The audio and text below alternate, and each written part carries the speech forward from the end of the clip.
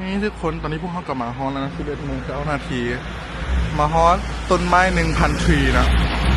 1,000 ทรีเนาะอยู่ที่เซี่ยงไฮ้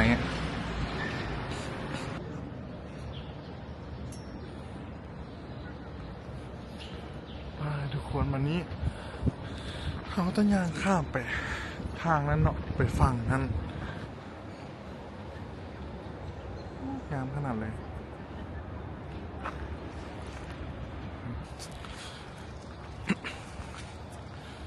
ว้าวทุกคนวันนี้โคตรงามเลยย่างข้ามมาอีกฝั่งหนึ่งเนาะของห้างตัว1000 ทีเนาะว่านี่จะเห็นเข้ามาทางอพาร์ตเมนต์กันแล้วนี่เนาะแล้วจะเห็นบอลถ่ายรูปเนาะนี่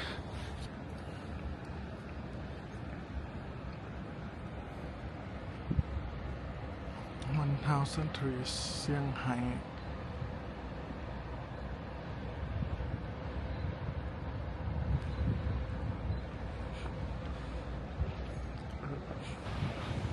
อ๋อฝนจะตกแล้ว